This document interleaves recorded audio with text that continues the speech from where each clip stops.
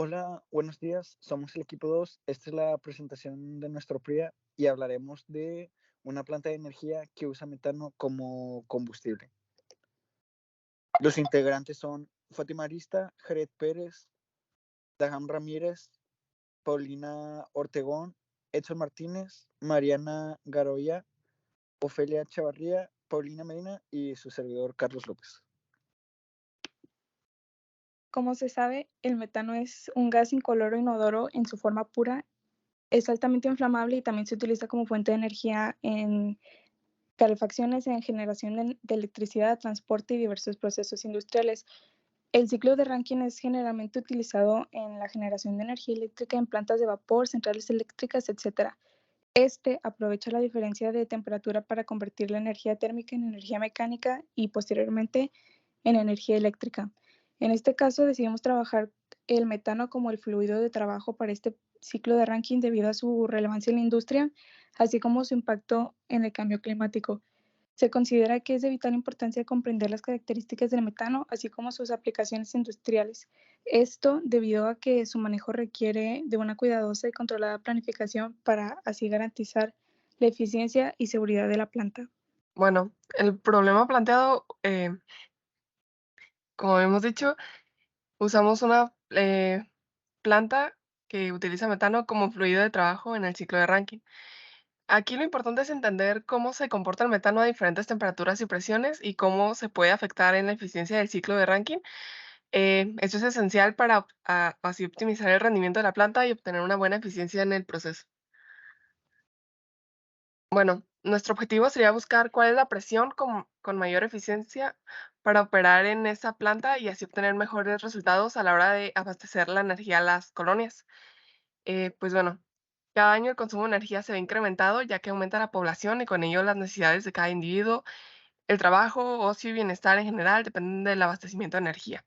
Este abastecimiento debe ser suficiente e ininterrumpido, por lo que hay que esforzarse en buscar fuentes de energía más sostenibles y económicas.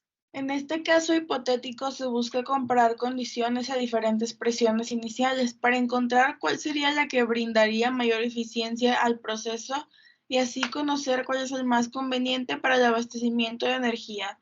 Primeramente, para empezar el proceso, el metano entra al ciclo como vapor saturado a 4 megapascales, por lo cual es importante comprender cómo se comporta el metano en las diferentes etapas del ciclo y cómo se logra extraer la máxima eficiencia. Posteriormente, el metano se estrangula adiabáticamente hasta un proceso de 1 megapascal. Este proceso de estrangulamiento tiene implicaciones en la temperatura y entropía del metano, por lo que hay que tomar en cuenta cómo esto afecta el rendimiento en general del ciclo. Después, el metanol es calentado a presión constante en una caldera hasta alcanzar una temperatura de 450 grados Celsius. Este aumento en su temperatura implica transferencia de calor al metano, lo que podría afectar la eficiencia del intercambio de calor. Luego, el metano se expande diabáticamente en una turbina hasta la temperatura inicial de saturación. Este proceso de expansión es muy importante en la generación de la energía mecánica y energía eléctrica, que a su vez puede generar cambios en la presión y temperatura del metano, lo que podría afectar la eficiencia del metano. Por último, se comprime el metano a temperatura constante y se regresa a su estado de vapor saturado. Esta es una etapa importante para volver a iniciar el ciclo y asegurarse de que el metano esté en buenas condiciones para reintroducirse al proceso.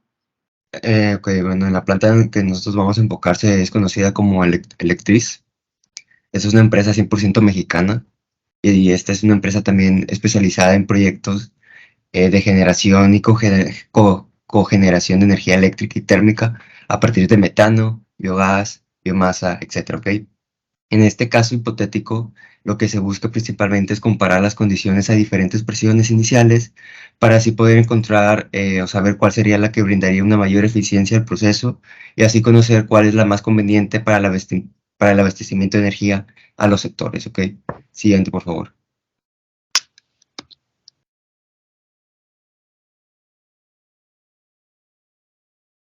Primero se tiene la metodología para el diagrama PVT. Primeramente se necesita conocer el punto crítico para delimitar las secciones que van a ser incluidas dentro del diagrama, conociendo las propiedades críticas de la presión, temperatura, volumen y factor de compresibilidad. Para esto se utiliza la ecuación de Antoine. En esta imagen se tienen las dos áreas que van a calcularse. Para conocer las líneas de saturación, primero buscamos obtener el líquido saturado utilizando la ecuación de Racket, que sería la multiplicación del volumen y el factor de compresibilidad críticos de las tablas, y la temperatura reducida sería la temperatura propuesta, que iniciaría a partir de la temperatura crítica, de ahí reduciendo los valores en grados Celsius entre la temperatura crítica. Luego, para calcular el volumen saturado, que es la otra parte de la curva, también se utiliza la ecuación de Redlich-Kwon. Para calcular el volumen saturado se utiliza la ecuación de Redlich-Kwon, que ahí aparece. Para calcular las isotermas se utiliza esta misma ecuación, y aquí utilizamos el método de Cardano, donde se buscan los determinantes para encontrar las raíces. Luego se tiene la gráfica del logaritmo natural contra la entalpía, que es la segunda parte. Para la resolución de esta gráfica es el mismo procedimiento para la presión. Se define la temperatura, se varían los valores del volumen y se encuentra la presión en estos volúmenes. Después obtenemos un logaritmo natural. En el caso de la entalpía se utilizan las propiedades residuales, que son obtenidas a partir de la ecuación de Redlich-Kwon, y es la última ecuación de esta diapositiva. También está la entalpía del gas ideal, que utiliza las condiciones estándar, y finalmente la entalpía real sería la suma de ambas. Para la última gráfica se tiene del lado derecho un esquema de las tendencias y formas que tendría un diagrama de la entropía contra la temperatura. Y bueno, ya teniendo la temperatura establecida, los cálculos de la entropía son parecidos a los de la entalpía, que serían la suma de las entropías de gas ideal y residuales con las ecuaciones que aparecen en esta diapositiva. Bien, en el momento de realizar el diagrama PVT, lo que nos enfocamos en usar las ecuaciones previamente utilizadas, y aquí lo que se hizo fue hacer isotermos a distintas condiciones para tanto líquido subenfriado y vapor saturado. Y estos valores nos van a servir para hacer los diferentes diagramas de entalpía y entropía a continuación presentados. Igual, de esta manera, para el diagrama del logaritmo de P contra la entalpía, se define una temperatura y se variaron diferentes valores de volumen y se encuentra la presión en estos valores de vapor saturado y líquido saturado. Posteriormente, para el diagrama de entropía contra temperatura, como se puede observar en el diagrama, aumenta la transición de un líquido saturado a vapor saturado. Y esto tiene, como pueden ver, esto tiene mucha lógica, ya que la vaporización por lo general implica un aumento en la dispersión de las moléculas. Por ende, la energía se distribuye de manera más desordenada. Como consecuencia, la entropía va a tender a aumentar en nuestro sistema o en nuestro proceso. Siguiente, por favor.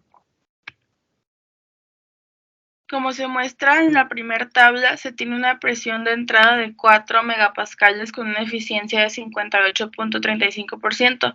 Esta es una eficiencia buena, está en el rango promedio de aceptación, pero por obvias razones siempre se busca tener la mayor eficiencia en el ciclo, ya que esto significa una menor pérdida de recursos en el proceso.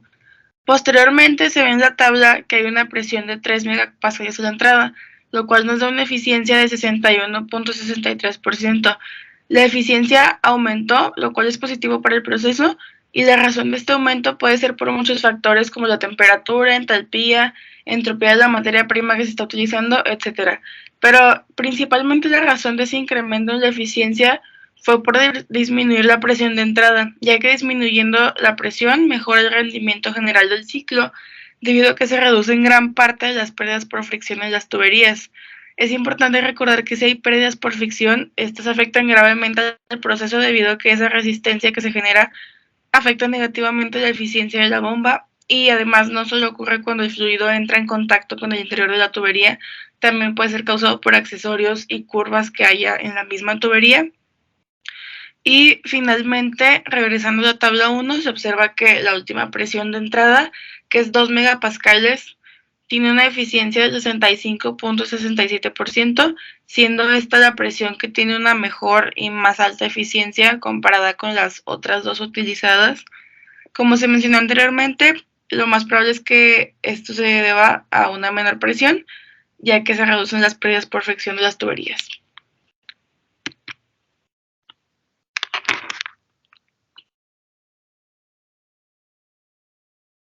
Bueno, como conclusión, en este proyecto pues pusimos en práctica todos los conocimientos adquiridos durante el curso. Para ello se seleccionó un sistema de flujo, en este caso fue un sistema de estrangulamiento, al mismo tiempo que se propuso como ciclo termodinámico el ciclo de Rankine, con el cual se determinó un problema de 4 etapas con estrangulamiento adiabático, seguido de calentamiento a presión constante, expansión adiabática y por último enfriamiento para su condensación y recirculación. Todo esto se tomó en cuenta para enfrentar una problemática de la vida real, que fue mejorar la eficiencia de la planta eléctrica para abastecer a diferentes sectores de una colonia en específico, teniendo como fluido de trabajo el metano. Después de realizar los cálculos necesarios, fue posible responder los incisos planteados sobre el estado termodinámico del metano después del estrangulamiento adiabático, además de la eficiencia térmica del ciclo de Rankine con una presión de entrada de 2, 3 y 4 megapascales. Asimismo, para las gráficas elaboradas fue importante conocer qué ecuación de estado era adecuada para cada una de ellas. Finalmente, después de comparar los resultados, podemos concluir que la presión de entrada con mayor eficiencia para operar en la planta es de 2 megapascales.